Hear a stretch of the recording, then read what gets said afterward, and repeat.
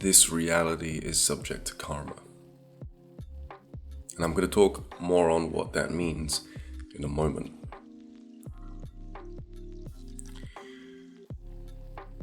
People make a footprint.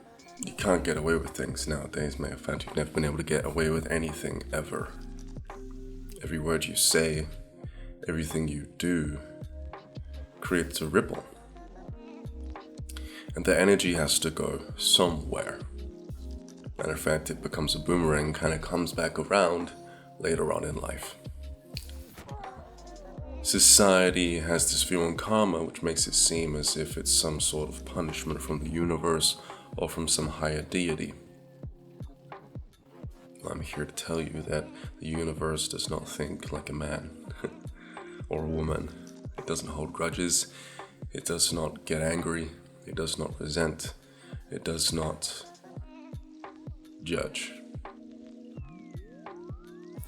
Therefore, it lacks the need for vengeance. And it definitely doesn't seek vengeance on people. There's a TV program called Lucifer. You know, the devil, Samael. Only it's much more comedic. And in the TV program, they have angels. As the season goes by, the angels tend to realize that they are responsible for their comeuppance, their string of good luck, and their bad luck.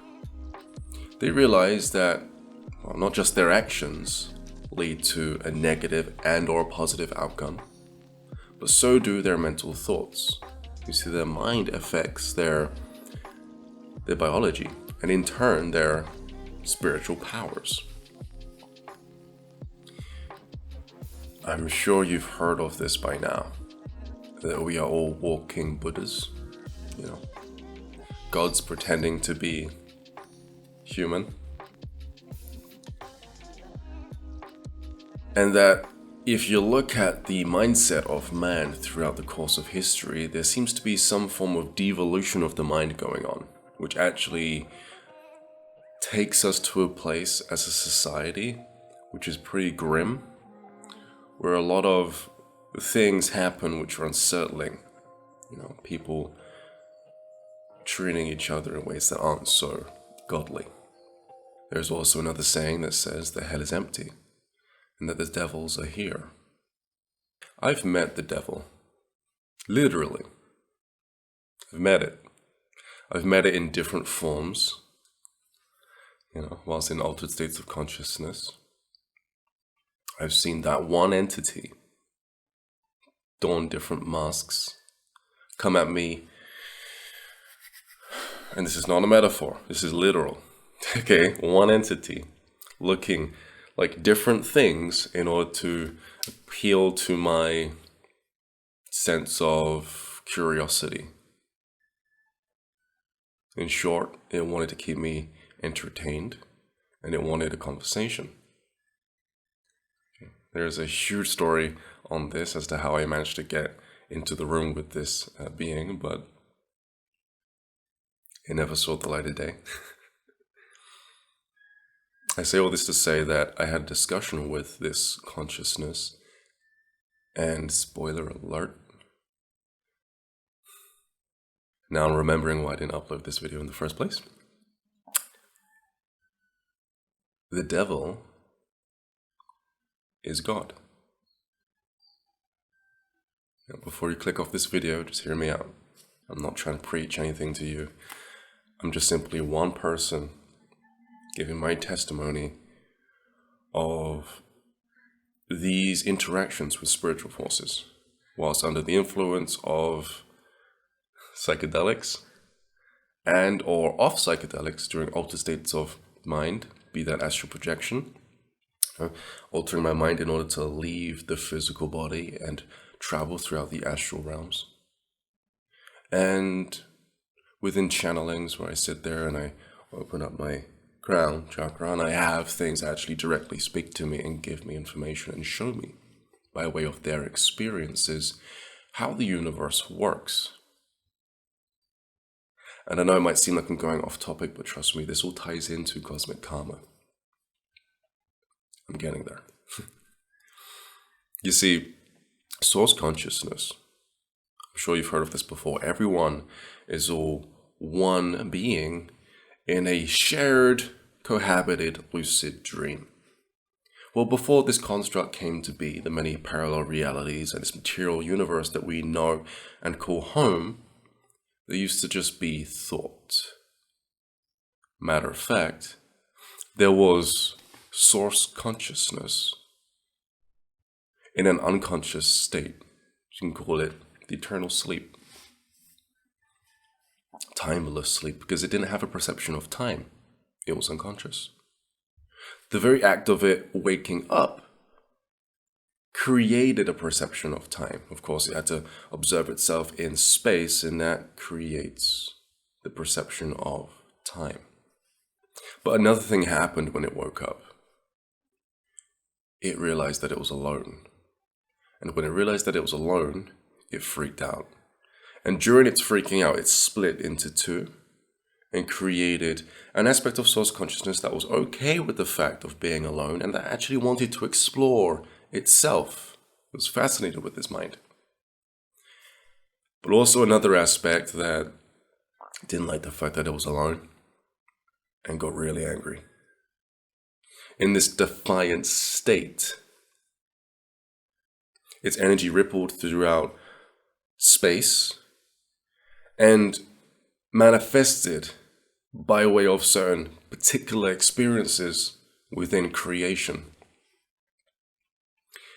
Any form of conflict that you're seeing in the world is because it was in conflict with the fact that it was alone at the beginning of creation. It did know that it did this. All right, it's not evil. It's not trying to cause destruction, mayhem, and all of these other forms of discordant behavior in life. It had no idea. All right.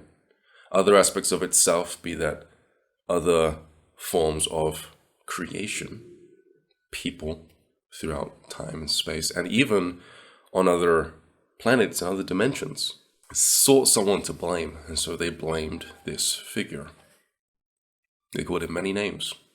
He went through a lot of them, stemming from Samael to Lucifer, And I say all this to touch on a word that I said earlier, which is defiant. Okay? When you defy the other side of source consciousness that's in flow and harmony with itself, you are leaning toward the other side of source consciousness, which is basically acting out of its original negative behavior. You are putting into practice that original energy of internal conflict. And that can show up in your life. Okay? I mean, there is an abundance of it, trust me. It's been around since the beginning, and it's spread throughout everything, and it will show up in your life in different ways. One of which is through relationships. You ever wondered why people argue so much? It's not just because of miscommunication and stress. Trust me, war was something that it also showed me, other than relationships. It showed me why people fight. On the surface, it seems like logical, practical, material reasons, but underneath the ego, behind the spirit, deep down in a person's soul, a part of them remembers the original conflict. The not being okay with being alone as source. So that's conflict. That's where it stems from. Now I want to touch on conflict and its relationship to cosmic karma. And what better way to put it than the uncomfortability that one can experience within the body. When you're hot, when you're sick, when you're afraid, when you're angry, when you're sad, it creates uncomfortability, and the soul has this knee-jerk reaction where it wants to lash out. It wants to cause destruction. Every ripple has to smooth itself out. If you've ever seen conflict amongst people, then you would have seen this happen. It reaches a peak, and then it calms down. For situations such as these to calm down, certain events need to take place. Certain experiences need to happen first. And just like the ocean, emotional energy amongst people rises and falls. You get all these different riptides and these insane waves. And I've just described our culture. That's karma. Okay, that's cause and effect. Notice I didn't say that karma had to smite anyone or slap anyone or, find some sickening way of justifying revenge on an individual. It's a law, kind of like inertia or velocity. When you hit a domino, the domino hits onto one and that hits on another and has an effect. The domino isn't karma. What's happening there is karma. For this reason, you can get many different effects happening out of uncomfortability or out of mayhem, out of chaos. You can have people piecing together, rallying together and protesting for peace. Or you can have people getting angry, tipping over buses and breaking vendors. The people of the world, over time, have created so many different ripples of hatred, anger, injustice that we are now, today, experiencing and have experienced from time to time the impact of other people's words, other people's actions.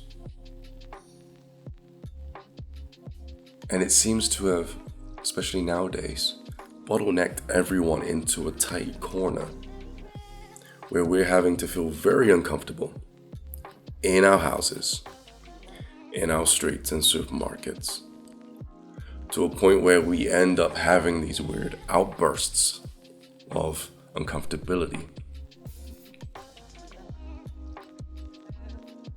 Cosmic karma. Do we have a choice? No, unfortunately not. Things have already been set in motion, and so we're pretty much just strapped in and we're going along with the ride. How to deal with all of this? Well, you might not be able to control the energies that are happening around you, but you can control the energies that are happening within you. Whenever there is chaos in your environment, yes, it can rub off on you, and if it makes enough sense, it can convince you to spiral to the ground. But if you can feed yourself positive affirmations, comforting words, hope, optimistic outlooks on your future to combat all of the pessimism and negative predictions of our future, then you'll be fighting everyone else's reaction during these present times. Being inside isn't working. It's driving people mad. But the parks, the forests, the beaches, those trails, those hikes aren't crowded with people. And so pick a spot in nature and calm down. Take a breather. Release all of the stress out of the body that's been pent up due to the media and all of the fears that have found their way into your ear, into your mind, and wreaked havoc on your emotional body.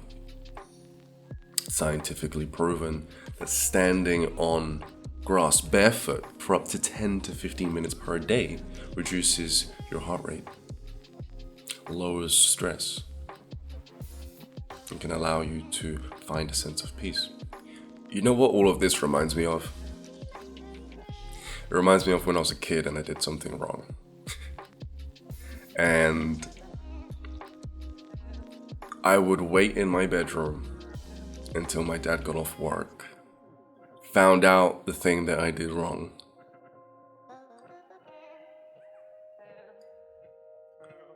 That's what it feels like. Because in the same way that my time was up, everyone now seems to be experiencing the after effect of their actions. Let's get into psychological law as it pertains to karma. You reap what you sow. Whilst under stress, many different negative parts of you can come up to the surface. If you have been sowing negativity into your character here and there throughout your life, stress can amplify these negative attributes of you. You reap what you sow. During these moments, these high tide moments where chaos is crazy on the earth, the people can buckle under the stress, and all of these negative traits can come up to the surface. The cause? It might have been hanging around the wrong types of people. It might have been watching the wrong shows on TV, playing the wrong video games that gave you the idea to act out in these negative ways, which changed your character. And the comic effect is that now that the conditions are right, you've become someone else. There's another way to fix that. We weren't always negative people, okay? We are not our behaviors. Our behaviors are something that we act on because they make sense to us. Given these conditions, we should act like this. And we're getting this information from our past experiences. We've watched people buckle under similar situations, okay? Freak out. We might not have been freaking out at that time, but we took it in. We might have been 6, we might have been 10, we might have been 13. It doesn't actually stop, even when you're an adult. And so your mind's taking into account how to behave for similar situations within the future. Sometimes karma is kind of disappointing in that way, in that we can sow negative karmic outcomes for ourselves unknowingly. When we're young, we don't know that hanging around dysfunctional people make us like this. It happens a lot within the household. It happened a lot within my household. This is how I came to know this knowledge. I realized what was happening with my psyche. I recently became a dad. My character shifted. I went into my subconscious. I found out why. My mind was using my dad as a reference point. Yeah. It's like I had already been schooled on how to parent because I'd observed my dad and my mum throughout the earlier years of my life. He had some traits that would make people uncomfortable, to say the least. And from time to time, I've noticed that my mind tries to make a decision. Should I act that way or should I not? But with a little bit of awareness, you, in the same way that I did, are able to sit back in that operator seat and actually pick and choose different examples, different people from our past, for which to act upon or act off of, to learn from, When it comes to parenting, I've got at least 4 different individuals that treated me well and a few that didn't treat me so well. I just remember the good people and use them as an example. If you want to be able to get rid of any type of negative personality trait that seems to have been installed in you unconsciously, by way of example, maybe you're becoming your father, your mother, a person that you don't particularly like, sit there, especially now. You probably wasn't an angry person until you were placed in a situation like COVID-19, the pandemic. All right? You probably were very zen until you were told to stay in your room. Or until people started to get on you for not wearing your mask over your nose. Yeah. If you want to get rid of what's coming up, just sit there within yourself. Feel the part of you that's acting, that's thinking, that's still behaving like that internally, because you have external behaviors and you have internal behaviors. An external behavior is just an expression of an internal thought. Or an external behavior is just an expression of an internal behavior that you're running on repeat inside your mind. Right? Don't act. Sit there and think to yourself, okay, who am I becoming right now?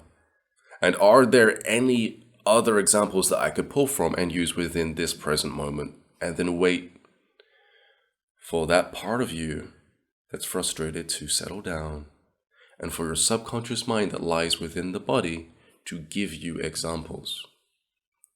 If you want to be a better person, if you want to do better during these stressful times, your subconscious mind will take heed of that intention and will deliberately give you the right examples so that you can become a better expression of the content which you hold within yourself. Okay? I'm Ryan JC Ryan, James Cropper, a spiritual life coach. If you'd like to book sessions with me, you can do simply by visiting my website, ryancropper.com. I'll leave a link in the description below. Take care. Peace.